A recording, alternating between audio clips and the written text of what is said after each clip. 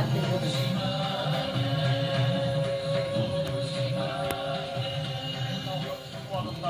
ನಾವೀಗ ಕಟ್ಟುಕೊಳ್ತಾ ಇರುವಂತದ್ದು. ಆಮೇಲೆ ನೀವು ಆ ದೇಗುಲಕ್ಕೆ ಹೋಗಿದ್ರೆ ನಿಮ್ಗೊಂದು ಅನುಭವ ಇರುತ್ತೆ. ಅಲ್ಲಿ ಕಗ್ಗತ್ತಲು ಒಳಗಡೆ, ಯಾಕಂದ್ರೆ ಅದು ಹೇಳಿ ಕೇಳಿ ಗುಹೆ ಒಳಗಿರುವಂತಹ ರೀತಿಯಾಗಿ ಅದನ್ನ ಕನ್ಸ್ಟ್ರಕ್ಷನ್ ಆಗಿರುವಂತಹ ಕಾರಣಕ್ಕಾಗಿ, ನಿರ್ಮಿಸಿರುವಂತಹ ಕಾರಣಕ್ಕಾಗಿ ನೀವು ಅಕ್ಕಪಕ್ಕ ಯಾರಿದ್ದಾರೆ ಅನ್ನುವಂಥದ್ದು ಕೂಡ ಕಾಣಲ್ಲ. ಅಷ್ಟೊಂದು ಕತ್ತಲು ಆ ಗರ್ಭಗುಡಿಯ ಭಾಗ. ಅಲ್ಲಿ ನೋಡಿ, ಅದೊಂದು ದೀಪ ಬಿಟ್ರೆ ಉಳಿದಂಥದ್ದಲ್ಲಿ ಬೆಳಕು ಅನ್ನುವಂಥದ್ದು ಏನೂ ಇಲ್ಲ. ಅಲ್ಲಿರುವಂತಹ ಕ್ಯಾಮೆರಾಗಳು ಕೂಡ ಯಾವುದೇ ರೀತಿಯಾಗಿ ಫ್ಲಾಶ್ ಲೈಟ್ ಅಥವಾ ಇನ್ನಿತರ ಲೈಟ್ಸ್ ಇಲ್ಲ.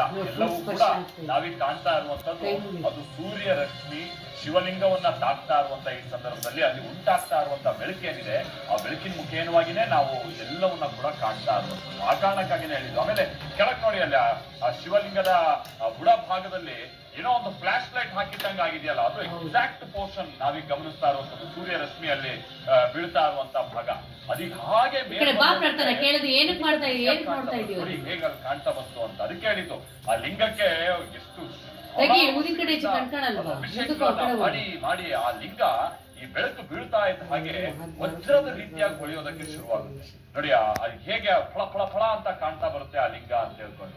ಅದು ಯಾವುದೋ ಒಂದು ನೀವು ಈ 200 ವಾಟ್ಸ್ 300 ವಾಟ್ಸ್ ಬಲ್ಪ್ ಅಲ್ಲೇ ಆ ಲೈಟ್ ಬಿಟ್ಟಾಗ ಒಂದು ಹೊಳಿತದಲ್ಲ, ಅಂದ್ರೆ ನೀವು ಕಪ್ಪಿನ ಮೇಲೆ ಏನಾದ್ರು ಒಂದು ಕಲ್ಲಿನ ಮೇಲೆ ಬಿಟ್ಟ ಕಲ್ಲು ಅಂತಾನೆ ಗೊತ್ತಾಗಲ್ಲ, ಆ ರೀತಿಯಾಗಿ ಹೊಳಿತಾ ಇರುತ್ತೆ ಒಂದು ಬಲ್ಪ್ ಇಂದ ಹತ್ತಿರದಿಂದ ಲೈಟ್ ಬಿಟ್ಟಂಗೆ. ಅದೇ ರೀತಿಯಾಗಿ ಈಗ ಅದು ಲಿಂಗ ಅನ್ನುವಂಥದ್ದು ಪ್ರಕಾಶಮಾನವಾಗಿ ಹೊಳೆಯೋದಕ್ಕೆ ಶುರುವಾಗುತ್ತೆ. ಆ ಕಲ್ಲಿಗೆ ಅದು ತಾಕಿದಂತ ಸಂದರ್ಭ ಅಥವಾ ಶಿವಲಿಂಗಕ್ಕೆ ಅದು ತಾಕಿದಂತ ಸಂದರ್ಭದಲ್ಲಿ ಈಗ ಪಾದ ಸ್ಪರ್ಶ ಮಾಡ್ತಾ ಇರುವಂತ ಸಂದರ್ಭ. ಆ ಪಾದ ಸ್ಪರ್ಶ ನಿಧಾನವಾಗಿ ಮಧ್ಯಭಾಗ, ಆ ನಂತರದಲ್ಲಿ ತಲೆ ಭಾಗಕ್ಕೆ ಬಂದಂತ ಸಂದರ್ಭದಲ್ಲಿ ಅದ್ಭುತವಾಗಿ ಅದರ ದೃಶ್ಯ ಕಾವ್ಯ ರೀತಿಯಾಗಿ ಅದು ಕಂಡುಬರ್ತಾ ಹೋಗುತ್ತೆ. ನೋಡ್ತಾ ಹೋಗೋಣ ಬನ್ನಿ. ನೋಡಿ, ಅಲ್ಲಿ ನೀವು ಗಮನಿಸಬಹುದು ಒಂದು ದೀಪದ ಬೆಳಕು ಬಿಟ್ಟು ಉಳಿದಂಥದ್ದು ಯಾವುದೂ ಅಲ್ಲಿಲ್ಲ. ಅಲ್ಲಿ ಉಳಿದಂಥದ್ದು ಇರೋದು ಅಂತ ಆದ್ರೆ ಸೂರ್ಯ ರಶ್ಮಿ ಸ್ಪರ್ಶಿಸ್ತಾ ಇರುವಂತ ಈ ಸಂದರ್ಭದಿಂದ ಅದು ಕಂಗೊಳಿಸ್ತಾ ಇರುವಂತಹ ರೀತಿ.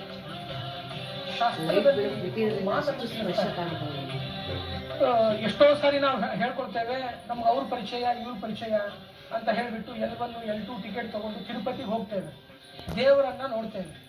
ನಾವು ದೇವರನ್ನ ನೋಡುವುದು ಮಾತ್ರ ನಮ್ಮ ಉದ್ಧಾರ ಅಲ್ಲ, ಕಿಂತು ಜೀವನದಲ್ಲಿ ಒಂದು ಬಾರಿ ದೇವರು ನಮ್ಮನ್ನ ಮರಳಿ ನೋಡ್ಬೇಕು, ಪುನಃ ನೋಡ್ಬೇಕು, ಅದು ನಿಜವಾದ ಉದ್ಧಾರ ಅಂತ. ಆ ಥರ ಭಗವಂತ ನಮ್ಮನ್ನ ನೋಡ್ಬೇಕು ಅಂತಂದ್ರೆ ಭಕ್ತರು ಎಲ್ಲರೂ ಕೂಡ ಹೇಗಿರಬೇಕು ಅಂತ ಶಾಸ್ತ್ರ ತಿಳಿಸಿದೆ ಅಂದ್ರೆ ಪಾದಾಭಿವಂದನ ಅಂತ ಕರೀತಾರೆ ಮನೆಯಲ್ಲಿ. ಅಂದ್ರೆ ಪಾದಕ್ಕೆ ನಮಸ್ಕಾರವನ್ನ ಮಾಡಿ ತದನಂತರದಲ್ಲಿ ಪ್ರತಿಮೆಯ ಮುಖವನ್ನ ನೋಡ್ಬೇಕಂತ ಇದು ಶಾಸ್ತ್ರದ ಒಂದು ಅನೂಚಾನವಾದ ಪ್ರಾಚೀನವಾದ ಇತಿಹಾಸ ಮತ್ತು ನಿಯಮ. ಇದು ಅತ್ಯಂತ ಪುಣ್ಯ ಪ್ರಾಪ್ತಿ ಬೇಗನೆ ಆಗಬೇಕು ಅಂತ ಈ ಕ್ರಮದಲ್ಲಿ. ಇದನ್ನ ಮನುಷ್ಯರು ಮಾಡ್ತಕ್ಕಂಥದ್ದೇನೋ ಸುಲಭ ಆಗಿರಬಹುದು, ಆದ್ರೆ ಇಲ್ಲಿ ಸೂರ್ಯನೂ ಕೂಡ ಮೊದಲೇ ನಾವು ತಿಳಿಸಿದ ಹಾಗೆ ಇಂತಹ ಗವಿಯಲ್ಲಿರುವ ದೇವಸ್ಥಾನದಲ್ಲಿ ಈ ಸೂರ್ಯನ ಬೆಳಕು ಶಿರದಿಂದ ಪಾದವರೆಗೂ ಬೀಳ್ಬೋದಾಗಿತ್ತಲ್ಲ, ಮೊದಲಿಗೆ ಶಿರಸ್ಪರ್ಶ ಮಾಡಿ ಕೊನೆಗೆ ಕೆಳಗಡೆ ಬರ್ಬೋದಾಗಿತ್ತಲ್ಲ ಅಂತಂದ್ರೆ ಹಾಗಿಲ್ಲ ನೋಡಿ. ಯಾರನ್ನ ನಾವು ಅನುಮತಿಯನ್ನು ತೆಗೆದುಕೊಂಡು ಒಳಗಡೆ ಹೋಗ್ಬೇಕು ಶಿವನ ದರ್ಶನಕ್ಕೆ, ಲಿಂಗದ ಅನುಮತಿಯನ್ನು ತೆಗೆದುಕೊಳ್ಳಬೇಕು. ಮೊದಲಿಗೆ ಋಷಭದ ಅನುಮತಿಯನ್ನು ತೆಗೆದುಕೊಳ್ಬೇಕು, ನಂದಿಯ ಅನುಮತಿಯನ್ನು ತೆಗೆದುಕೊಳ್ಬೇಕು ಲಿಂಗದ ದರ್ಶನ ಆಗಬೇಕು ಅಂದ್ರೆ. ಈ ಸೂರ್ಯ ಅವನು ಎಷ್ಟೇ ದೊಡ್ಡವನಾಗಿದ್ರು ಕೂಡ ದಿನಮಣಿ ಅಂತ ಕರೀತಾರೆ ಸೂರ್ಯನಿಗೆ. ಅಂದ್ರೆ ದಿನದಲ್ಲೂ ಉದಯಿಸ್ತಕ್ಕಂಥವನು, ನಮ್ಗೆಲ್ಲವನ್ನು ಆಹ್ಲಾದವನ್ನು ಇರ್ತಕ್ಕಂಥ ಅಂತವನು ಕೂಡ ಆ ಪ್ರೋಟೋಕಾಲ್ ಅನ್ನು ಬಿಡ್ತಾ ಇಲ್ಲ, ಆ ನಿಟ್ಟಿನಲ್ಲೇ ಹೋಗ್ತಾನೆ. ಈಗ ಇದೇನು ಸೂರ್ಯಾಸ್ತದ ಸಂದರ್ಭ ಇದು, ಅಂದ್ರೆ ಸೂರ್ಯ ಮುಳುಗ್ತಾ ಇರುವಂತ ಸಂದರ್ಭ. ಹೇಗೆ ಮೇಲಿಂದ ಕೆಳಗೆ ಹೋಗುತ್ತಾ ರೇಸ್ ಅನ್ನುವಂಥದ್ದು ನಮ್ಗೆ. ಬಟ್ ಇಲ್ಲಿರುವಂತಹ ವಾಸ್ತುಶಿಲ್ಪ ಹೇಗಿದೆ ನೋಡಿ, ಇದು ಕೆಳಗೆ ಮೇಲಿಂದ ಕೆಳಗೆ ಕಿರಣಗಳು ಹೋಗ್ತಾ ಇರುವಂತ ರೀತಿಯಾಗಿ ನಾವು ಯೋಚಿಸಿದ್ರು ಕೂಡ ಈ ವಾಸ್ತುಶಿಲ್ಪದಲ್ಲಿ ಏನು ಅಂದ್ರೆ ಕೆಳಗಿಂದ ನಿಧಾನವಾಗಿ ಮೇಲೆ ಹೋಗ್ತಾ ಅಂದ್ರೆ ಬಹಳ ಅದ್ಭುತವಾಗಿ. ಶಲಪಿಳ್ಳಿ ಅಯ್ಯಂಗಾರ್ ಕೂಡ ನಮ್ಮ ಜೊತೆಗೆ ಸಂಪರ್ಕದಲ್ಲಿ. ಶಲಪಿಳ್ಳಿ ಅಯ್ಯಂಗಾರ್, ಈ ಕ್ಷಣ ಆ ದೃಶ್ಯವನ್ನು ಸ್ವಲ್ಪ ವಿವರಿಸಬಹುದಾ? ಹೇಳಿ ಹೇಳಿ. ಅಂದ್ರೆ ಏನಂದ್ರೆ ಸೂರ್ಯ ಇವಾಗ ಮುಳುಗ್ತಾ ಇದ್ದಾನೆ. ಅಂದ್ರೆ ನಮ್ಮಲ್ಲಿ ಮುಳುಗೋದು ಅನ್ನೋದು ಒಂದು ಶಬ್ದ ಇದೆ ನೋಡಿ, ಸೂರ್ಯ ಮುಳುಗುವಿಕೆ, ಸೂರ್ಯ ಉದಯಿಸುವಿಕೆ ಅಂತ ಇದೆ. ಆದ್ರೆ ಸೂರ್ಯ ಮುಳುಗೋದು ಇಲ್ಲ ಮತ್ತು ಇದು ಆಗುದಿಲ್ಲ, ಯಾಕಂದ್ರೆ ಭೂಮಿ ಸುತ್ತುತ್ತಾ ಇದೆ ಅಂತ ತಾನೆ. ಆದ್ರೆ ಭೂಮಿ ಸುತ್ತೋದ್ರಿಂದ ಈಗ ಸೂರ್ಯ ಮುಳುಗ್ತಾ ಇರೋಂಗ ಹಾಕೋದ್ರಿಂದ ಈ ದೇವಸ್ಥಾನ ಭೂಮಿ ಮೇಲಕ್ಕೆ ಏರ್ತಾ ಇದೆ. ಹಾರಿಜಾನ್ ಅಲ್ಲಿ ಹೊರೈಜಾನ್ ಅಂತೇವಲ್ಲ, ಅದರಲ್ಲಿ ಮೇಲಕ್ಕೆ ಬರ್ತಾ ಇದೆ. ಹಂಗಾಗಿ ಕಿರಣಗಳು ಪಾದದಿಂದ ಮೇಲ್ಮುಖವಾಗಿ ಹೋಗುತ್ತೆ, ಆದ್ರೆ ಸೂರ್ಯ ಕೆಳಮುಖವಾಗಿ ಚಲಿಸ್ತಾ ಇದ್ದಾನೆ ಭೂಮಿಗೆ, ನಮಗೆ ನೋಡೋದಕ್ಕೆ. ಸೊ ಹೀಗೆ ಈ ಎರಡು ಆರ್ಕಿಟೆಕ್ಚರಲ್ ಮತ್ತು ಸೈನ್ಸ್ ನಾವು ಅರ್ಥ ಮಾಡ್ಕೊಂಡ್ರೆ ಈಗ ನೀವು ಹೇಳ್ತಾ ಇದ್ರಿ ಅಂದ್ರೆ ವೃಷಭದ ಮೇಲ್ಭಾಗದಲ್ಲಿ ಕೊಂಬುಗಳ ಮೂಲಕ ಅದು ಬಂತು ಅಂತ. ಆದ್ರೆ ನಾವು ಹೀಗೆ ನೋಡ್ತಾ ಇದ್ರೆ ಆ ಪ್ರಾಚೀನ ಕಾಲದಲ್ಲೇ ಭೂಮಿಯ ಸುತ್ತುವಿಕೆಯನ್ನ ಹೇಗೆ ಅರ್ಥ ಮಾಡ್ಕೋಬಹುದು ನಾವು ಅಂತಂದ್ರೆ, ಭೂಮಿ ಚಲಿಸ್ತಾ ಚಲಿಸ್ತಾ ಚಲಿಸ್ತಾ ಸೂರ್ಯನ ಕಿರಣಗಳ ಬದಲಾವಣೆಗಳು ಹೇಗಾಗುತ್ತೆ ಅನ್ನೋದನ್ನ ಒಬ್ಬ ಮನುಷ್ಯ ಅಲ್ಲಿ ನಿಂತ್ಕೊಂಡು ಅರ್ಥ ಮಾಡ್ಕೋಬಹುದು. ಅಂದ್ರೆ ಭೂಮಿಯ ಚಲನೆ, ಈ ವಾಸ್ತುಶಿಲ್ಪದ ಸೌಂದರ್ಯ ಮತ್ತು ಆಧ್ಯಾತ್ಮಿಕವಾಗಿ ಆ ಸೂರ್ಯ ಮತ್ತು ಇವಾಗ ಅಸ್ತಮಾನೇ ಸ್ವಯಂ ವಿಷ್ಣು ಅಂತ, ಸೂರ್ಯ ಸಾಯಂಕಾಲದ ಹೊತ್ತಲ್ಲಿ ನಾರಾಯಣನಾಗಿರ್ತಾನೆ, ಅದು ಮತ್ತು ಶಿವಲಿಂಗದಲ್ಲಿದ್ದಾನೆ. ಇವಾಗ ಹರಿಹರರ ಸಮಾವೇಶ ಆಗುತ್ತೆ.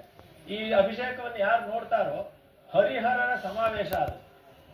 ಅದಕ್ಕೋಸ್ಕರನೇ ಇದು ಹರಿಹರ ಲಿಂಗವಾಗುತ್ತೆ ಇವಾಗ. ಯಾಕಂದ್ರೆ ಇದು ಈವ್ನಿಂಗ್ ಟೈಮಲ್ಲಿ ಅಸ್ತಮಾನೇ ಸ್ವಯಂ ವಿಷ್ಣು ತ್ರಯೀ ಮೂರ್ತಿ ದಿವಾಕರ ಅಂತ ಸೂರ್ಯ ಮತ್ತು ಶಿವ ಇವರಿಬ್ಬರ ಸಮಾಗಮ. ಈ ಸೂರ್ಯ ಮತ್ತು ವಿಷ್ಣು ಮತ್ತು ಶಿವ ಯಾರು ಅಂತ ಕೇಳಿದ್ರೆ ಈ ಪಾರ್ವತಿನೇ. ಅಂದ್ರೆ ಹರಿಹರ ಅಂತ ಬರುತ್ತಲ್ಲ, ಅಲ್ಲಿ ಪಾರ್ವತಿ ಅಂದ್ರೆ ಸ್ತ್ರೀ ಭಾಗ ಏನಿದೆ ಅದು ಮಹಾವಿಷ್ಣು, ಪುರುಷ ಭಾಗ ಇಲ್ಲಿ ಶಿವ ಅಂತ ಶಿವಪುರಾಣಗಳಲ್ಲಿ ಬರ್ತದೆ. ಹಾಗೆ ಅರ್ಧನಾರೀಶ್ವರ ಸ್ವರೂಪವೂ ಕೂಡ ಈ ಸಮಯದಲ್ಲಿ ಅರ್ಥ ಆಗುತ್ತೆ. ತಾವು ಹೇಳಿದಾಗೆ ಅಲ್ಲಿ ಒಂದೇ ಒಂದು ದೀಪ ಇಲ್ಲ, ಎಲೆಕ್ಟ್ರಿಕ್ ದೀಪ ಇಲ್ಲ, ಯಾವುದೂ ಇಲ್ಲ. ಆದ್ರೆ ಆ ಸೂರ್ಯನ ಕಿರಣಗಳೇ ಒಂದು ಕಿರಣಗಳು ವಜ್ರದ ತರ ಅಲ್ಲಿ ಪ್ರಕಾಶ ಮಾಡ್ತಾ ಇದೆ. ತಾವು ಅದ್ಭುತವಾಗಿ ನೀವೇ ಹೇಳ್ತಾ ಇದ್ರಿ ಮಾಲ್ತೇಶ್, ನಿಮಗೆ ಒಂದು ಹ್ಯಾಟ್ಸಪ್ ಹೇಳ್ಬೇಕು, ತುಂಬಾ ಚೆನ್ನಾಗಿ ಹೇಳಿದ್ರಿ. ಅಂತಹ ಒಂದು ಅಪರೂಪದ ದೃಶ್ಯ, ನಾವು ಕನ್ನಡಿಗರಾಗಿ ನಾವು ಹೆಮ್ಮೆ ಪಡೋ ದೃಶ್ಯ ಇವಾಗ ನಡೀತಾ ಇದೆ ಮಾಲ್ತೇಶ್. ಹಾಗೆ ಇದು ನೋಡ್ತಾ ಬನ್ನಿ. ಈಗ ಸರಿಯಾಗಿ ಮಧ್ಯಭಾಗಕ್ಕೆ ಆ ಸೂರ್ಯನ ರಶ್ಮಿ ಅದು ಸ್ಪರ್ಶಿಸ್ತಾ ಇರುವಂತ ಸಂದರ್ಭ, ಸರಿಯಾಗಿ ಮಧ್ಯಭಾಗದಲ್ಲಿ ನೀವು ನೋಡ್ತಾ ಇದ್ರೆ ನೋಡಿ ಹೇಗದು ಪ್ರಕಾಶಮಾನವಾಗಿ ಕಂಡು. ಅಲ್ಲಿ ಶ್ರೀಚಕ್ರಕ್ಕೆ ಅಭಿಷೇಕ.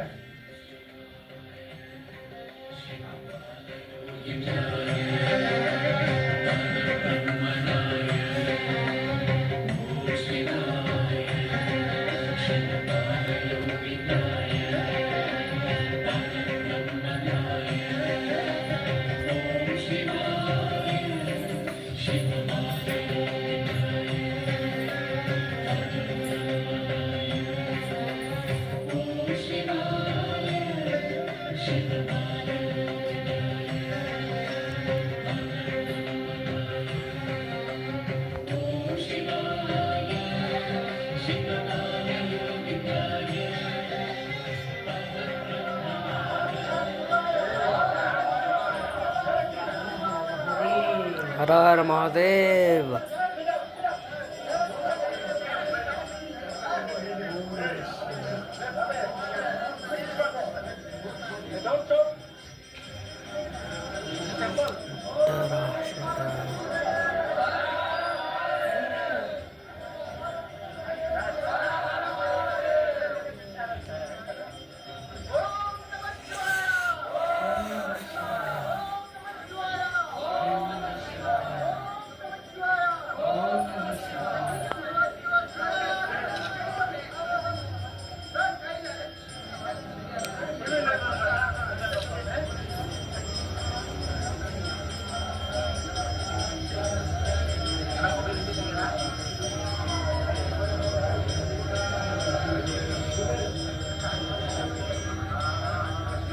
ಈಗ ಶಿರಭಾಗದ ಕಡೆಗೆ ಸೂರ್ಯ ರಶ್ಮಿ ಹೋಗ್ತಾ ಇರುವಂತ ಆ ಕ್ಷಣವನ್ನ ನೀವು ನೋಡ್ತಾ ಇದ್ದೀರಾ. ಸ್ಫಟಿಕ ನಿಮಗೆ ಎಲ್ಲಿ ನಾವು ಶಿವಲಿಂಗ ದರ್ಶನ ಮಾಡುವಂತ ಸಂದರ್ಭದಲ್ಲಿ ಈ ಕೇದಾರ್ನಾಥ್ ಕಡೆಗೆಲ್ಲ ಹೋದಂತ ಸಂದರ್ಭದಲ್ಲಿ ಅಲ್ಲಿ ಹೇಗೆ ಆ ಸ್ನೋಫಾಲ್ ಅಲ್ಲಿ ಒಂದು ನಾವು ಸ್ಫಟಿಕದ ರೀತಿಯಾಗಿ ಗಮನಿಸ್ತೀವಲ್ಲ, ಕೆಲವೇ ಸಂದರ್ಭದಲ್ಲಿ ಕಾಣುವಂತ ಲಿಂಗ ಆ ರೀತಿಯಾಗಿ ಇಲ್ಲಿ ನಿಮಗೆ ಗೋಚರ ಆಗ್ತಾ ಇದೆ. ಬಟ್ ಕಡು ಕಪ್ಪು ವರ್ಣದ ಲಿಂಗ ಅದು. ನೀವು ಆರಂಭದಲ್ಲಿ ಅದನ್ನ ನೋಡಿರ್ಬೋದು. ಬಟ್ ಸೂರ್ಯ ರಶ್ಮಿ ಈಗ ಎಷ್ಟು ಚೆನ್ನಾಗಿ ಸ್ಪರ್ಶಿಸ್ತಾ ಇದೆ ಅಂತ ಅಂದ್ರೆ ಸ್ಫಟಿಕದ ರೀತಿಯಾಗಿ ಕಂಡು ಬರ್ತಾ ಇದೆ. ನಿಮ್ಗೆ ಅಲ್ಲಿ ಹತ್ತಿರದಲ್ಲಿ ನಿಂತ್ರೆ ಬಹುಶಃ ಅದು ನಿಮ್ಗೆ ಕಣ್ಣು ಕುಕ್ಬೋದು. ಆ ಬೆಳಕು ನಿಮ್ಗೆ ನೇರವಾಗಿ ಕಣ್ಣಲ್ಲೂ ಕೂಡ ನೋಡೋಕ್ಕಾಗಲ್ಲ, ದಿಟ್ಟಿಸಿ ನೋಡೋಕ್ಕಾಗಲ್ಲ ನಿಮ್ ಕಣ್ಣಲ್ಲಿ. ಯಾಕಂತಂದ್ರೆ ಆ ಲಿಂಗವನ್ನ ಸ್ಪರ್ಶಿಸಿ ಆ ಕಿರಣಗಳು ಅಷ್ಟು ವಿಭಾಂಡಾಗಿ ಹೊಡಿತಾ ಇರುತ್ತೆ, ಅದು ಅಷ್ಟು ತೀಕ್ಷ್ಣವಾಗಿರುತ್ತೆ ಅಂತ ಹೇಳಿ ಬಿಟ್ಟಂತ ರೀತಿಯಾಗಿ ನೀವು ಅದನ್ನ ನೋಡ್ತಾ ನಿಲ್ಲಕ್ಕಾಗಲ್ಲ. ಯಾಕಂದ್ರೆ ಅಷ್ಟು ಪ್ರಕಾಶಮಾನವಾಗಿ ಆ ಸೂರ್ಯ ರಶ್ಮಿಗಳು ಈಗ ಕಂಡು ಬರ್ತಾ ಇರುವಂತಹ ರೀತಿ, ಅದಕ್ಕೆ ಕ್ಷೀರಾಭಿಷೇಕ ಮತ್ತೆ ಬೇರೆ ಬೇರೆ ತರಹದ ಏನೇ ಅಭಿಷೇಕಗಳಲ್ಲಿ ಆಗ್ತಾ ಇದ್ರು ಕೂಡ ಅದು ಬೆಳ್ಳಗೆ ನಮ್ಗೆ ಇಲ್ಲಿ ಗೋಚರ ಆಗ್ತಾ ಇರುವಂತಹ ಸಂದರ್ಭವನ್ನ ನೀವು ನೋಡ್ತಾ ಇದ್ದೀರಾ. ಆಮೇಲೆ ಶಿರಭಾಗದಿಂದ ಆಮೇಲೆ ಈ ಬಾರಿ ಕಳೆದ ಬಾರಿ ಏನಾಗಿತ್ತು, ಬಹಳ ಮೋಡ ಇದ್ದಂತ ಕಾರಣಕ್ಕಾಗಿ ಸರಿಯಾಗಿ ಸೂರ್ಯ ರಶ್ಮಿ ತಾಕಿರ್ಲಿಲ್ಲ. ಬಟ್ ಈ ಬಾರಿ ವಾತಾವರಣವೂ ಕೂಡ ಈ ಒಂದು ಅದ್ಭುತ ಕ್ಷಣಕ್ಕೆ ಸಾಥ್ ಕೊಡ್ತಾ ಇದೆ. ಆ ಕಾರಣಕ್ಕಾಗಿನೇ ಇಷ್ಟೊಂದು ಅದ್ಭುತವಾದಂತಹ ದೃಶ್ಯ ಕಾವ್ಯ ನಿಮ್ಮ ಕಣ್ಮುಂದೆ ಕಂಡು ನೋಡಲ್ಲ ಎಷ್ಟು ಬರುತ್ತೆ. ಆ ದೃಶ್ಯವನ್ನು ಮತ್ತೆ ನೋಡ್ತಾ ಸ್ಫಟಿಕ ನಾವು ಕೇದಾರ್ನಾಥಲ್ಲಿ ನೋಡಿದ್ವಲ್ವಾ, ಸ್ಫಟಿಕ ಮಣಿ.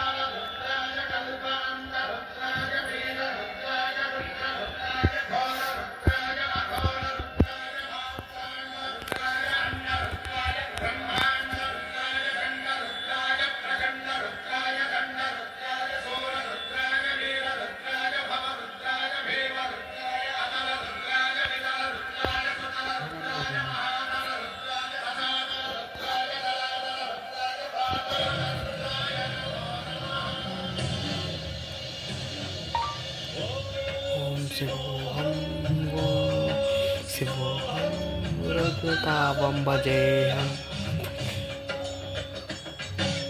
ॐ शिवोऽहं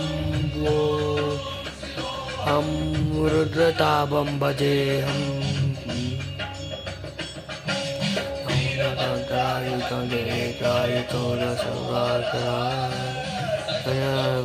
सौरसूराय सर्वधराधरा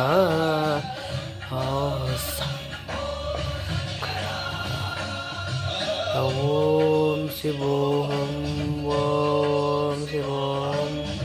लतावं भजेऽहं हर हर हर हर हर हर महादेव।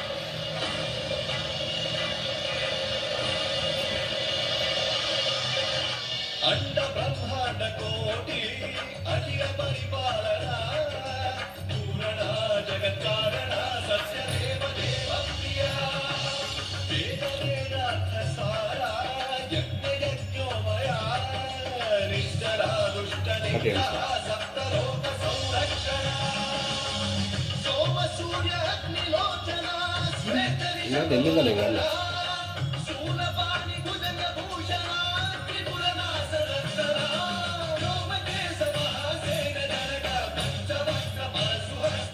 ಕಡೆ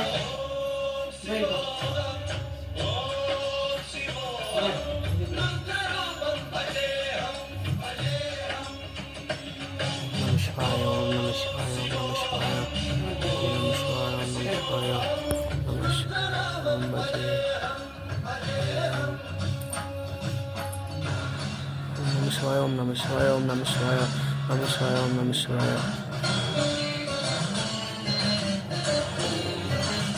ओम नमः शिवाय ओम नमः शिवाय ओम नमः शिवाय। ಗಮನಿಸಿದ್ವಿ ರವಿಗಂಗಾಧರೇಶ್ವರ ದೇಗುಲ